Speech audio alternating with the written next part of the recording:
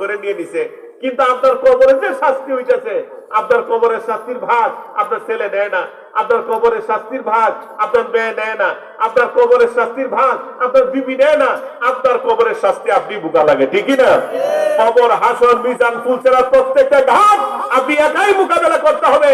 এই জন্য নিজেকে প্রস্তুতি নিতে হবে, ঠিকই না? আপনি কার জন্য কি করেন? আজকে ফুলার লাগে পাগল হয়েছেন, আসরের ময়দানে ফুলাও যখন বিপদ হবো বা আপনি যখন বিপদ হবো সাথে সাথে ফুল আপনার সাথে ফুল নিব, কবে আমার বাপ হইলে এর লাগে করে আমার লাভটা কি? আমি খবরে জনম লাগবো। এই জন্য যার যে হক আছে এটা আদায় করবো, ওজনে কম দিবেন না।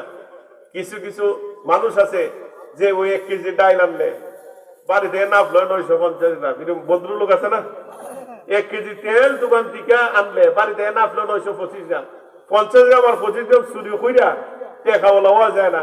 এই 50 গ্রাম আর 25 গ্রামে আসরের মধ্যে আপনি জান্নাতটা নিব না, কয়ে দিলাম জান্নাতে নিব না।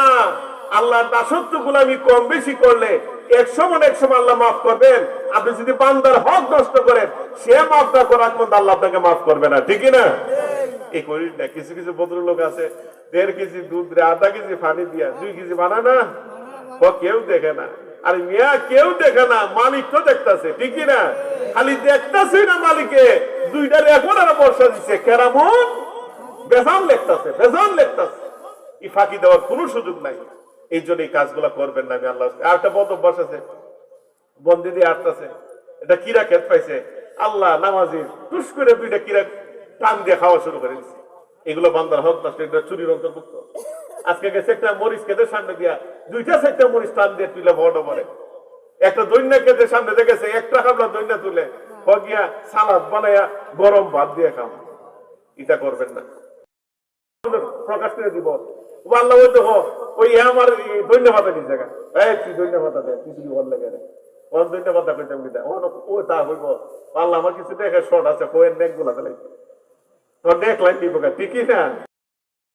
তারপরে আমি আল্লাহ বলে যাই, যাদের মা বাবা আছে মা বাবার খেদমত করবেন। মা বাবারও নিয়ামতের বিষয়। মা বাবা যদি রাজি খুশি হইয়া আল্লাহ বলে ডাক দেয়, এই ডাকটা আল্লাহ আর আজিমে গিয়ে পৌঁছে। সুবহানাল্লাহ।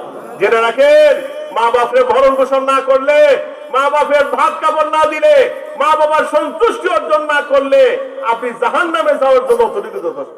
কোন ফিরে ফুরে দৌড়াইতো না যদি মা বাবা আপনার সন্তুষ্ট না থাকে, ঠিকই না? এই বিষয়ে খেয়াল রাখতে হবে।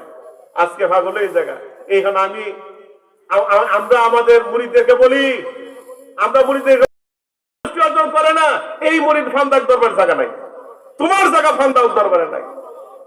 আমরা আমাদের মুরিদদেরকে শিক্ষা দেই, ও মিয়া